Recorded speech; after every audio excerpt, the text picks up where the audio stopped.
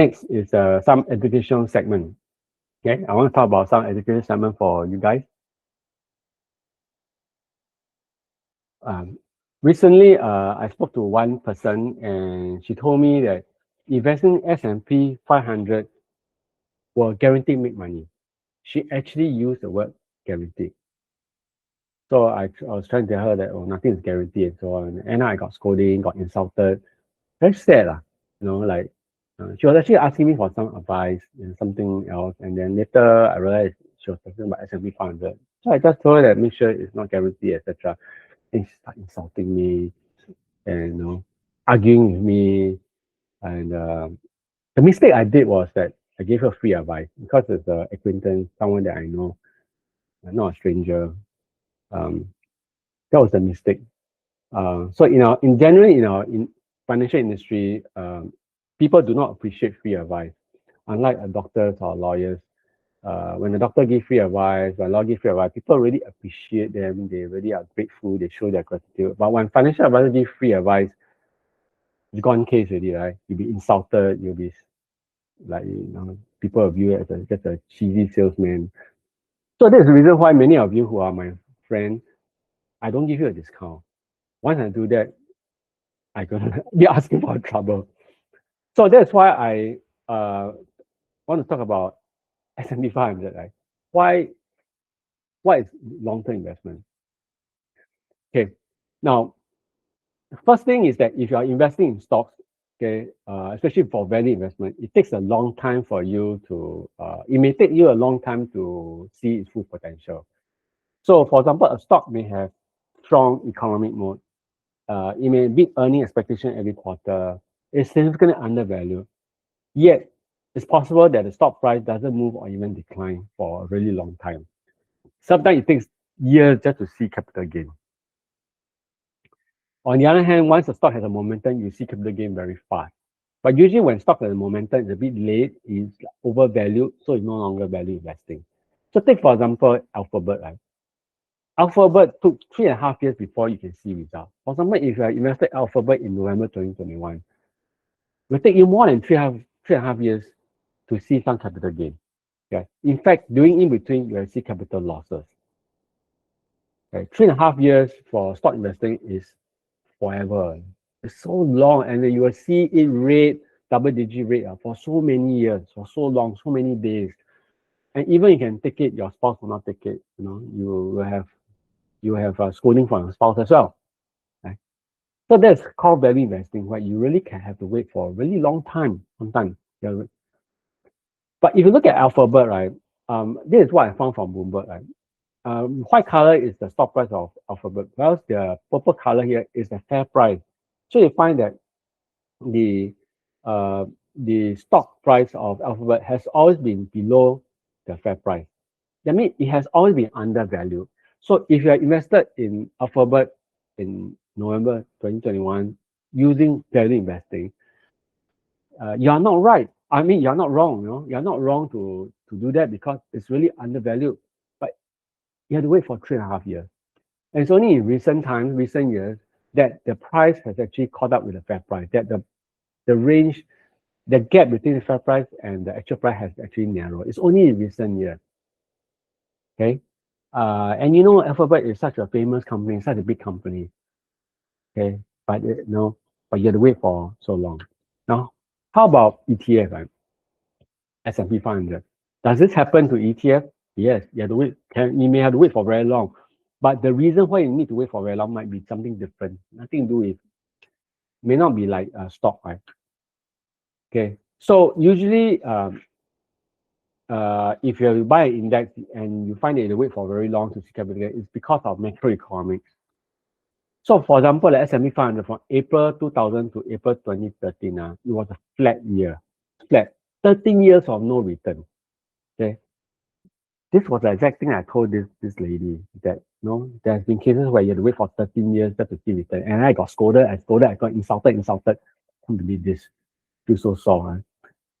Right? Yeah. During the period, yeah, there was dividend about 2.5%, 2.2% per annum to be average, but this was barely enough to outperform inflation. So after now inflation, you have lost money, right? After 13 years.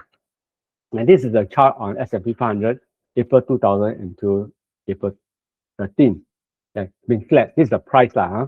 It's been flat. And doing in between, you can see that the price actually fell by a big amount. So most of the time you're staring at negative losses. Right? And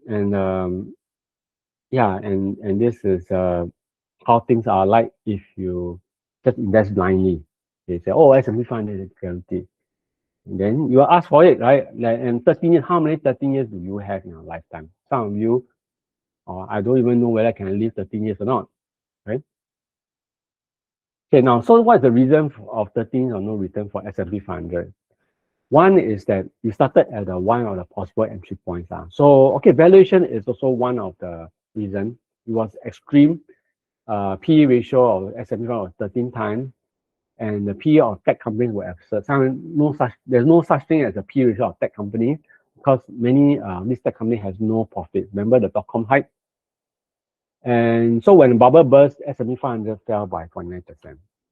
In between, there was a major crash, dot-com, as I mentioned, and global financial crisis. Okay, banking system failed.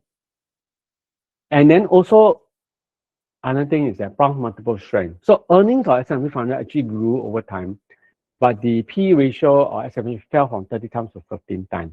So the price multiple actually shrank. Right? And the price multiple is the kind of price that the investor was willing to pay, or rather unwilling to pay. So you have a situation where investors were just unwilling to pay. Okay, and that's why the price multiple failed. This is something that you cannot control. I remember very clearly after 2008, I had one client who told me, Wilfred, never ever invest in US. Never ever, he told me. He told me never ever do it.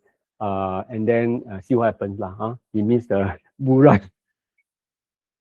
Yeah. So, but many investors like that. They actually avoided the US because of they were not no longer confident.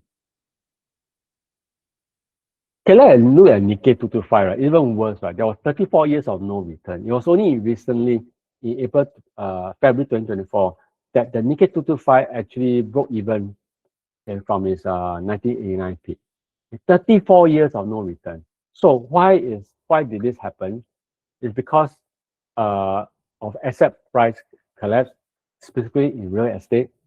And then many of the banks were not allowed to go bankrupt, to become zombies. I mean, banks were not allowed to write down the bad debts. So you see, if banks are not allowed to write down bad debts, that means they cannot lend out new debt, you cannot lend out money to new